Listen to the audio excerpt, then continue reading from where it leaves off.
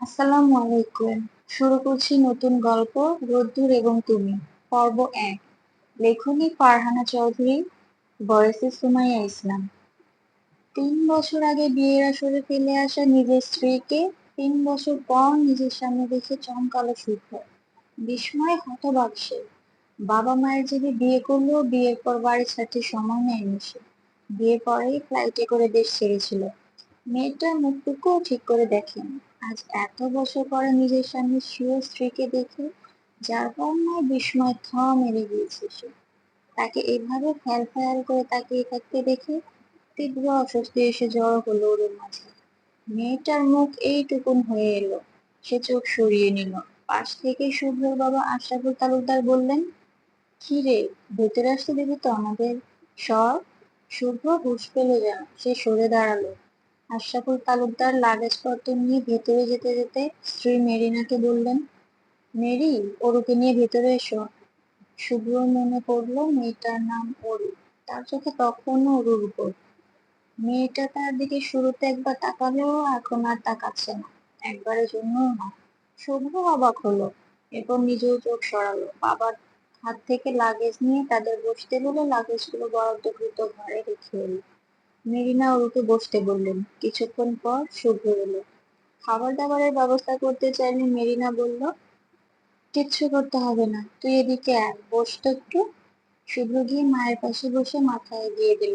মেরিনা হেসে তার মাথায় হাত বুলিয়ে দিলেন। শুভ্র আর চোখে তাকালো ওর দিকে। কখন থেকে গাঢ় হয়ে বসে আছে মেয়েটা, এদিকেও তাকাচ্ছে না ওদিকেও না। আজব, এমন করার কি মানে, এসব কেমন কাজ? আশরাফুল তালুকদার এবার জিজ্ঞেস করলেন, ব্যবসার কি খবর, কেমন চলছে? শুভ বাবার দিকে তাকালো। বাবা প্রশ্নের প্রত্যুত্তরে বলল, আলহামদুলিল্লাহ ভালো। আশরাফুল তালুকদার নিজেদের ব্যবসা রয়েছে। ব্যবসাটা পারিবারিক ভাবে। মূল শাখা বাংলাদেশে হলেও আমেরিকাতে একটা ব্রাঞ্চ আছে তাদের, যার দায়িত্বে শুভ রয়েছে। মূলত এটা একটা ছুতো শুভ। ব্যবসা সামলানো মানে দেশে না ফেরার, ওর মুখোমুখি না হওয়া। মেরিনা হাজার বলে কয়েও ছেলেকে বাড়ির মুখো করতে পারেনি। শুভ আসার সময় বলেই দিয়েছিল, বিয়ে দিতে চেয়েছো, জোর করেছো যখন বিয়ে করেছে। এখন বউ কি করবে তোমরাই বুঝো। আমাকে আর এ নিয়ে বলতেও আসবে না। এইসব বলে বাড়ি ছেড়ে আর খোঁজও নেয়নি বউয়ের। তা নিয়ে মেরিনার দুঃখের শেষ নেই। এতদিন বলে কয়েও যখন ছেলেকে ফেরাতে পারেননি বৌমার কাছে, এবার বৌমাকেই নিয়ে এসেছেন ছেলের কাছে। ওর সেই তখন থেকে হাত কষে যাচ্ছে সমানে। না কিছু করছে না কিছু বলছে। এত অসুস্থ হচ্ছে বলার বাইরে। এই লোককে তার কতটা অপছন্দ তা শুধু সে আর উপরওয়ালা ছাড়া বোধহয় কেউই জানে না। যেভাবে বিয়ের দিন তাকে ফেলে রেখে গিয়েছিল, তারপর থেকে কত কথা শুনিয়েছে পাড়া প্রতিবেশী, তা শুধু সেই জানে। কেমন মানসিক যন্ত্রণা ভোগ করেছে তা তার চেয়ে ভালো আর কেউ জানে না। এত সবের জন্য এই লোককে ওর মাফ করবে? কক্ষনো না। ওরা মরে গেলেও এই লোকের সাথে শান্তিতে থাকতে পারবে না। যাকে দু চোখে সহ্য করতে পারে না, দেখতে পারে না, তার সাথে কিসের সংসার করবে? মরে যাবে সে। ও দীর্ঘশ্বাস ফেললো। স্কলারশিপে দেশের বাইরে পড়ার সুযোগ পেয়েছিল। হোস্টেলে থেকে পড়ার কথা ভাবলেও আন্টি তার কথা কেন শুনিনি কে জানে। জোর করে তাকে নিয়ে তো এসেছে এখানে, এখন কি করে থাকবে সে শুধু আন্টিই জানে। যদি সুব্রতাকে আঙ্কেল আন্টি চলে যাওয়ার পরে বের করে দেয়, অবশ্য যদি বের করে দেয়ও সেই বিষয়ে সে অবাক হবে না। ওর মতে যেই লোক বিয়ের আসরে বউ রেখে দেশ ছাড়তে পারে, সে সব করতে পারে। ওরু, মেরিনার আচমকা ডাকে ওরু চমকালো। ঘোর কাটলো যেন। সে তাকালো মেরিনার দিকে।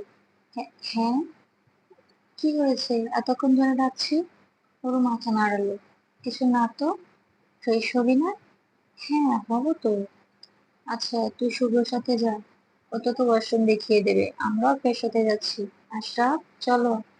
মেরিনা চোখের ইশারায় কিছু বললো আশরাফুল তালুকদারকে। আশরাফুল তালুকদার বুঝে বললেন, হ্যাঁ চলো আমরা যাই। ওর মা তুমিও যাও, শুভ্র ওকে নিয়ে যাও। আশরাফুল তালুকদার মেরিনাকে নিয়ে নিজেদের জন্য বরাদ্দকৃত ঘরে চলে গেলেন। মাঝ থেকে থ মেরে গেল অরু আর শুভ্র। হুট করে এভাবে বলে এভাবে চলে গেল। আজব। ওর ইতস্তত বোধ করে উঠে দাঁড়ালো। শুভ্র একবার তার দিকে তাকালো, তারপর গটগট করে হেঁটে গেল ভেতরের ঘরে।